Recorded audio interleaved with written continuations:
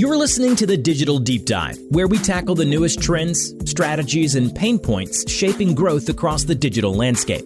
From Amazon and D2C to international expansion, join our host and e-commerce leaders across multiple industries for in-depth discussions on how to maximize your brands in the digital arena. Now, here's your host, Aaron Conant. Well, hello, everybody, and welcome back to this episode of the Digital Deep Dive. I'm your host, Aaron Conant, and today we're going to dive into enterprise-level tech stack rationalization, and even into a little bit of AI as a whole. And so, got a longtime friend of the network, John Harding. I don't know, we've been friends, I think, since we pretty much kicked this off, like maybe almost 8 years ago. But I know you were at Conair as CIO for a long time. I don't know if it was, almost 2 decades, probably. But we've been friends for almost half of that, right? And now you're moving on, and we were catching up the other day, and I just thought it'd be great to kind of get your perspective at an enterprise level, because with a lot of the stuff we're doing, it hits small or mid-market, but more recently I've had a lot of enterprise level companies reaching out saying, hey, we need help with everything from vendor negotiations, content creation, whatever it might be. Even if we get bigger onto procurement side, but we can get into those are all other podcasts as a whole. But John, I'll kind of kick it over to you. I'd love to hear a little, background on yourself, and then we can kind of jump into this conversation. Sound good? Yep, sounds good, Aaron. Thanks for inviting me on to the Digital Deep Dive. So I've been in technology for a long time, longer than I'm going to admit to today. So the last 20 years, I've been the global CIO at Conair, which is a consumer products company over big brands, Cuisinart, Scumsy, Babyliss. Now this year, 25, moving into my next chapter of my career. Prior to Conair, I grew up, as it were, at Kellogg's, first in the old country. I guess you can, no one's fooled by my New Jersey accent, even though I've been here 20 years. So yes, in the old country, and then on more of a first pan-European and then sort of global level at Kellogg's, culminating in a few years as the divisional CIO at Kellogg Snacks, based in Chicago. So throughout that, I've been in enterprise IT in both public companies. Conair was originally family-owned, and then it became private equity. So I've sort of been in this role in a variety of situations, all of which are interesting, and I think present sometimes slightly different challenges, but overall, as we talk about the evolution of technology, it's very similar. Level of investment might vary a bit, urgency might vary a bit, but overall, it's about trying to make sure nothing becomes totally obsolete, that we're taking advantage as appropriate for business outcome reasons, not technology reasons, business outcome reasons of emerging new technologies.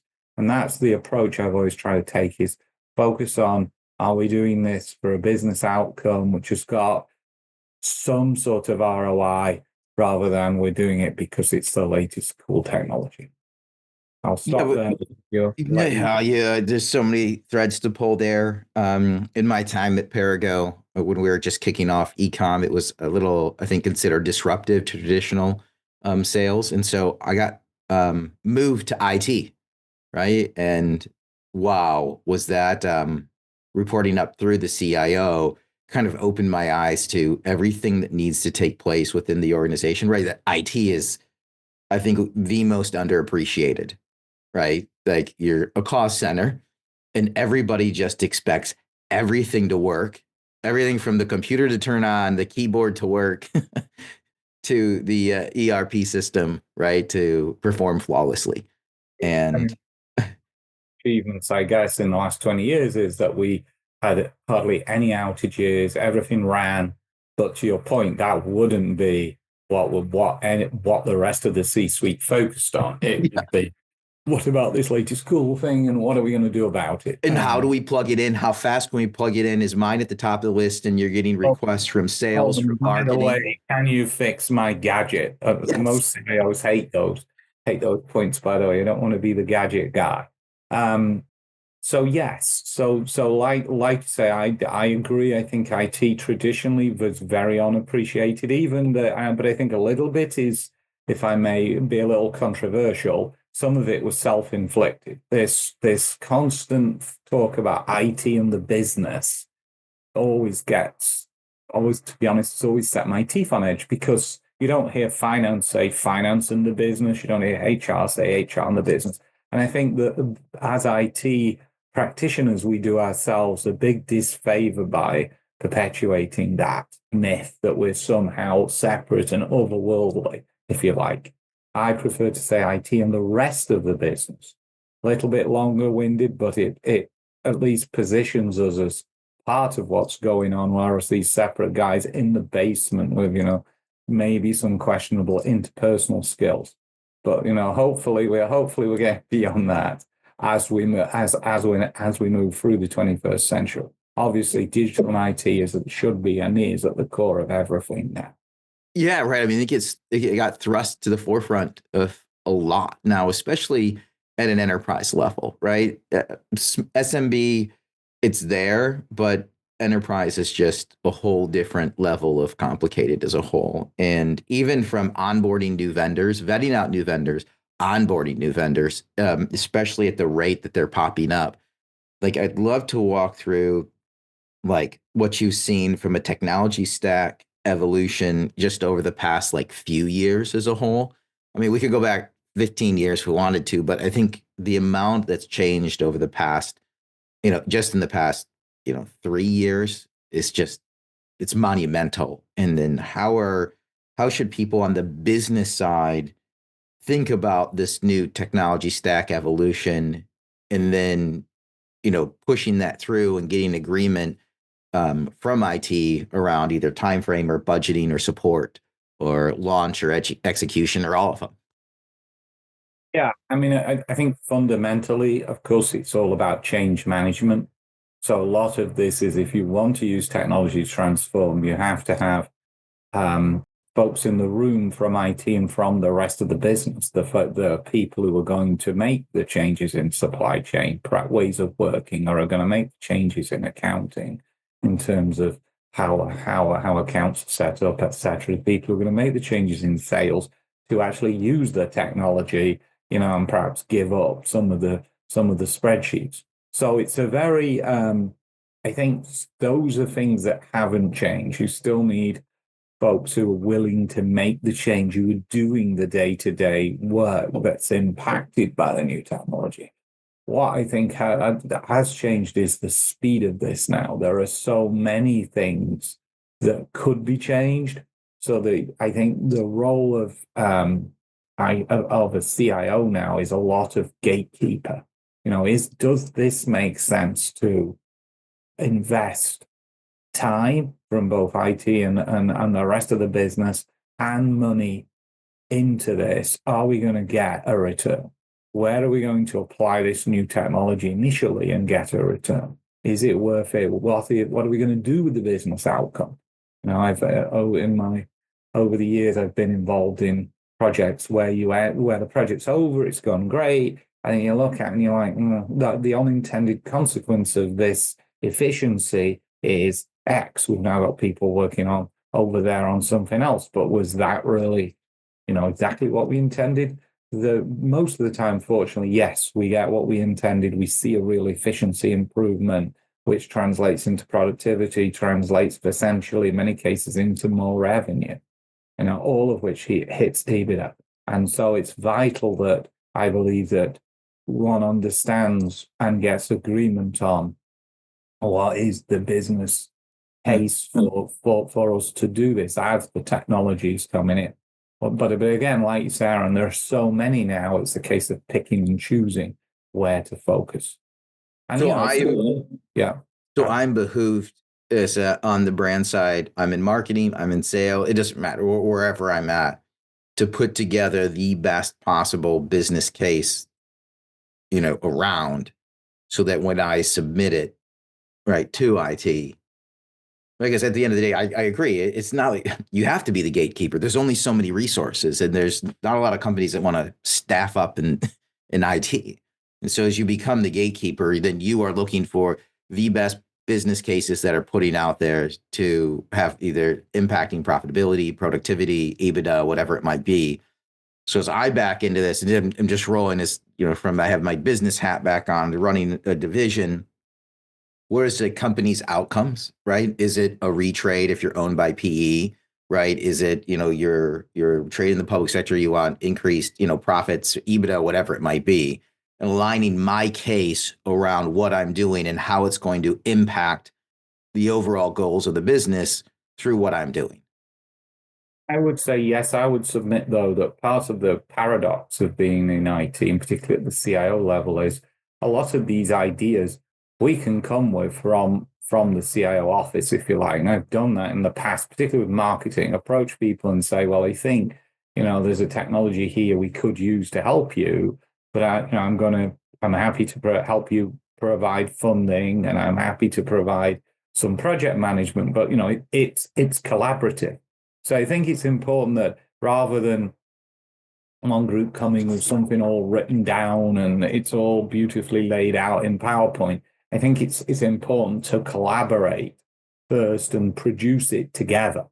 I think if that's the sort of, to me, that's the true north, as it were. If you can focus on coming up with this together, because that creates a lot more ownership across all stakeholders, and it also ensures that everybody's point of view is taken into account. Like, for example, is it worth you in a marketing group spending, 2 months preparing a beautiful PowerPoint about here's how we should change this particular situation using technology, if actually the technology isn't really ready, or it's not compatible with what we've already got?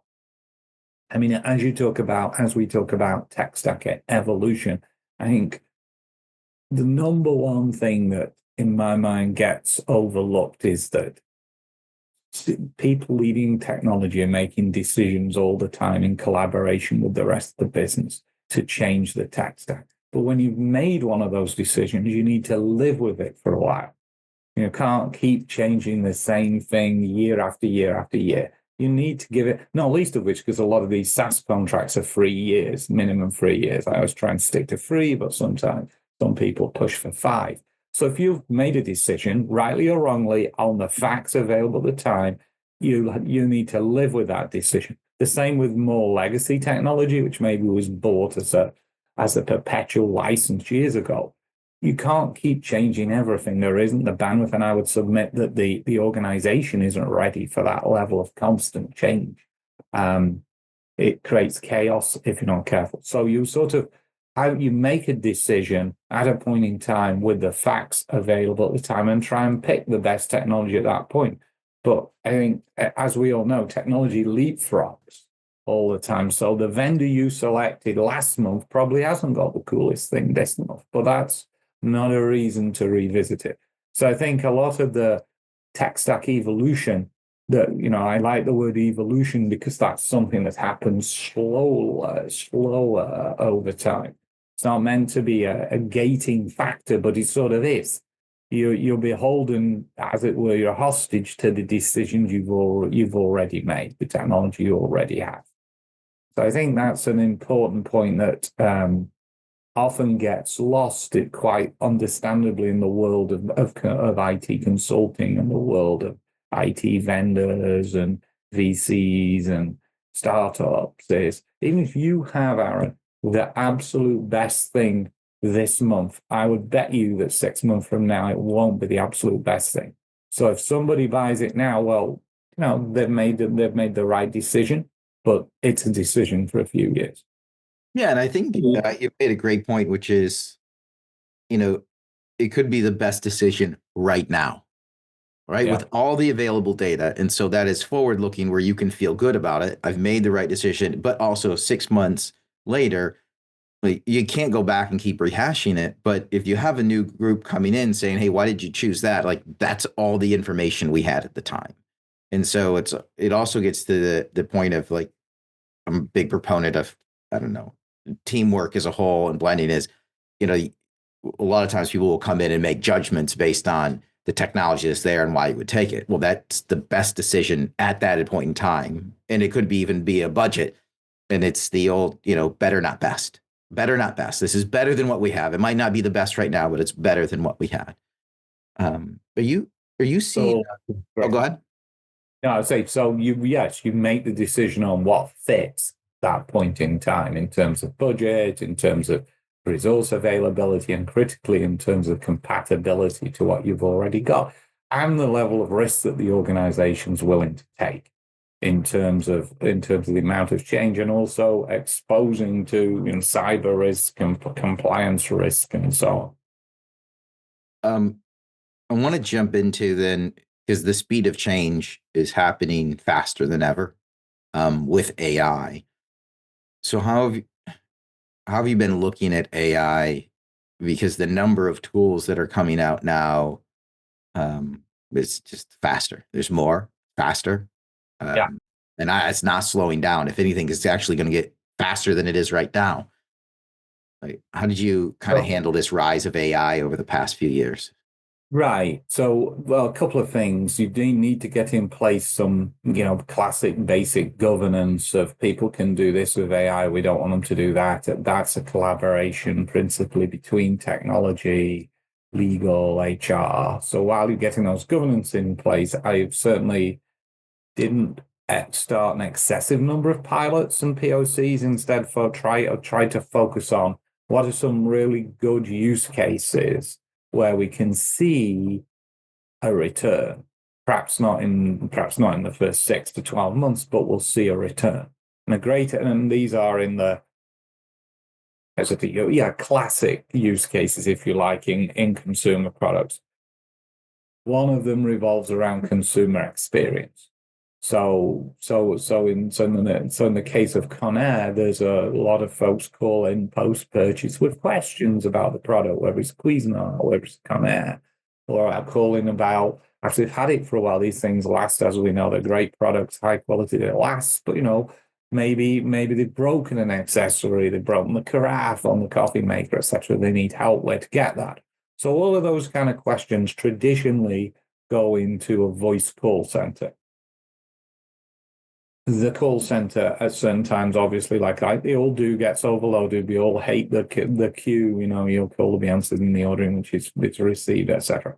So in the case 18 months ago, we were in a position where we signed up for a Gen AI chatbot because that had the value that it would improve consumer experience if it could answer their questions without having to wait for an agent, and because the agent's a third party, every call has $1 cost.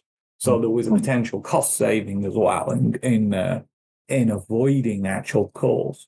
So that to me was a great use case, and working closely in collaboration with the head of consumer services in the States, we implemented that. I will say it's like many new technologies, it takes time to get it right. And in the case of AI, it's the training of the tool, if you like, to answer the correct questions correctly. Luckily, because it was a contained thing talking about a database essentially of knowledge about the products. That was our database. It was a scope thing, so it was training it on that. So that was one common use case that we were able to address. Another very common on consumer products is about digital content creation, right? And we are all subject to this insatiable demand for digital content, whether it's for retailer.com websites, amazon.com, wayfair.com, walmart.com, target.com, etc., or it's your own direct consumer websites. We all know you need content. You've got a lot of new SKU turnover. You've got to have a lot of content. Even if it's SKU that's been out there for 10 years, you need to refresh that content, whether it's video, whether it's copy, whether it's text, whatever. So the creation of that text, especially the copywriting, is a very cumbersome process traditionally, often with another one with a backlog. So by using, content, text creating AI, Gen AI, to create at least a first version of copy, that has definitely, again, shown a return in terms of improving the speed at which content is created, which in turn improves the relationship with the retail partners and also ultimately drives revenue for them and us. So that's another classic case. So really picking out those use cases and focusing on those rather than saying, well, everybody in the organization could use AI. Let's launch 200 proofs of concept. Let's focus on a few things. Let's also let people experiment with co-pilots, but let's be judicious and not spend the money on everybody having co-pilot. Let's just give it out only to the people who come and ask and appear to have, some ideas that make sense at a simple level, not a well thought through justification, but some level of justification. Because Copilot sounds cheap, right? At $30 a month a user, but then when you add it up across thousands of users, buying it for everybody is not suddenly becomes a big ongoing expense, and you start questioning, well, what are we getting for that? I think the other aspect of it has been waiting for the existing technology vendors to get their product embedded, to get their embedded AI finished working, etc. So, for example, websites hosted on Salesforce Commerce Cloud have the ability to use Einstein and improve aspects of the recommendation engine using the AI that's embedded in the product rather than, in that case, having to buy an add-on product.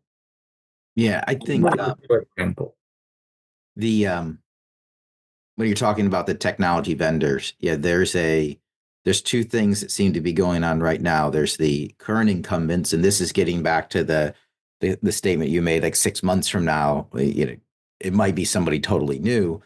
So there's a lot of the best in class tech vendors that are out there right now have a lot of rules based, we'll say AI, but I don't know if it's really AI, but they're rules based platforms. And they're putting AI and machine learning on top of that. And it's enhancing what that's able to do. But this next generation of service and tech providers that's coming out, they're AI and ML at the core. And so it's not laid on top of use these rules to find the best answer. It is find the best answer.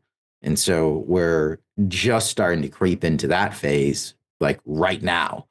So it's going to be very interesting. Some the advice I kind of have is, normally stay with who you currently have and watch what they're doing, but always have your pulse on the new things that are coming out, because at some point in time, the current tech stack will be obsolete. It will be. Everything's changing too fast at this point in time. How do you handle like change within the organization? Like, it's like, in my mind, you'd almost have to constantly be a cheerleader for it and remind people to the benefits of it, because it seems like at our core, most people don't like change. Absolutely right. People don't like change for sure. And yeah, it is, as you say, the speed of change, tech vendors, just using Microsoft products, Windows 11, rightly or wrongly, looks different than Windows 10. You have to learn that. So, it's hopefully a speed bump as you're doing your daily work as a knowledge worker. Those are sort of unavoidable for security, compliance, and compatibility reasons. I think you're right that there's talking to people about change, and the fundamental is, why are we doing this, and having a collaborative situation at the C-suite level where it's not IT and the CIO saying, this is why we're changing it. We're, as it were, stood behind someone who's an executive sponsor, preferably more than one, who cover the various and have leadership responsibilities and authority within the functions that are changing. So getting those senior level stakeholders aligned is usually relatively easy at the start, but it's keeping them engaged throughout the initiative that I find is the challenge. And it's a lot of casual talks as well, drive by people's offices, as well as the formal steering type meetings where they're listened to and update. And I think the other aspect of this that I always focus on in any kind of status or steering meeting is, let's talk about what's not going right. Let's not talk about all the things that have gone really well with the project. let's talk about what are the issues currently. Because I think by being transparent about those, it builds trust and engagement of the other executives. If all of us would, it's easy to sit in a meeting and listen to, we did this, we did that, we did this, and their results were what we expected. Well, I mean, that's like check the box type stuff, but it's much more interesting to hear, well, actually, there's an issue with this aspect of the process. We need to decide, are we going to change it or not? That's when I think you get more engagement and definitely much more buy-in at the senior level to the change, because there's a feeling that this is not just being done to them, they're part of driving the change. And also they know what's going on. They've not got members of their departments who are in the project team coming and saying, hey, by the way, do you know that this has all gone wrong? And so on. So it's very important, I think, at any kind of status meeting to make sure you talk about openly about what's not gone right, or what it looks like in the short term we're going to have a problem with. Because that, in my experience, if you don't do that, in my experience, that's when you lose executive support in the other functions involved in the change or transformation. Yeah. Awesome. Any questions you have for me? I've been picking your brain for a while. This is awesome, especially throw back to my, my days at Perigo, sitting in the IT department. Like, I love what you're doing. It's awesome. But I know I've been picking your brain for a while. Any questions you have for me? Yeah, I mean, I guess, Aaron, you talk to a vast number of folks across the industry, consumer products, retail, frequently with your focus on e-com. What are you excited about in 2025 could practically change what's going on? I am excited about the cost of doing business coming down for brands that I think about, just a couple previous people had on the podcast, right? Like a Max at eContent. I mean, he is kicking out. So he spent 2 years training a model to build detail pages for brands. Right. And he's like, hey, he starts at, I don't know if it's 200 or $500 a month, but it gets the cost for content development. And again, it doesn't always get you all the way there, but it might get you 95% of the way there. You think about images, video, text, optimized for A9 algorithm and Rufus.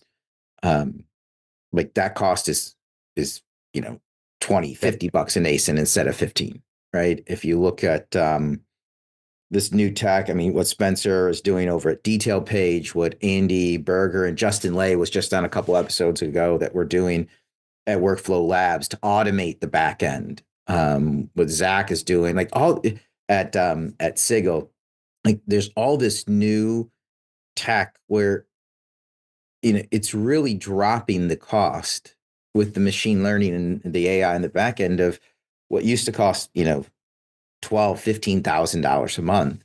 We're getting for under $1,500, under $1,000 a month. And that's one of the biggest struggles is overall profitability in e-commerce, right? It just is. It's expensive, especially on the direct to consumer side. If you don't have a product in that basket, I should say, it doesn't have to be a product. If that basket isn't over $40 now, you're not making money. You just can't. And so, I love to help people solve problems, but I'm an advisor. I'm not coming in to run their business. So I love connecting them with people who can. And finally, we're there with people who can do a phenomenal job for a low cost and really fit in a lot easier. And so this tech stack piece is, I think it's going to get easier and yet harder for like CIOs, because the business cases are going to, over the next year and a half, and there will be, you get to land at diminishing returns, but the business cases are going to be so significant and the cost savings are going to be so big.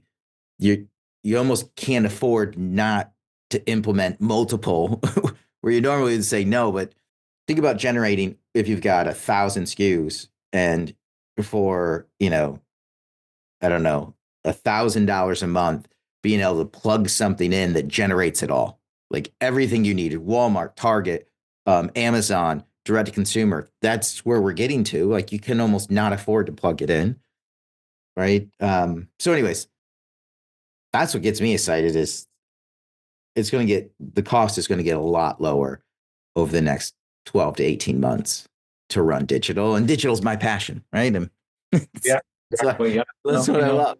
Good. Yeah, no, it's exciting stuff. I agree. It's going to be great. I mean, there's no doubt if we can get all of this done at a much lower cost, it's going to be so much easier. And also it's going to be easy to iterate so much more and have fresh content, which is, I think we all believe is critical to drive revenue going forward. Yeah. Very cool. Thanks for absolutely. And I think what gets you excited, and then we're gonna wrap up this episode. What are you excited for? Yeah, What's the next chapter in life for you? What's the next chapter in life?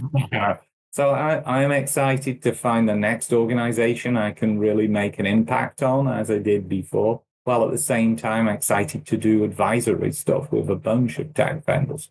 I think there's a lot of bridging the gap, as it were, between enterprise IT teams and vendors like some of the folks you mentioned, I'm sure, are unfamiliar names to the likes of me. And so how do you figure out who to trust and what to trust? And I think there's a lot of hard-won learnings I'm eager to share in my next chapter.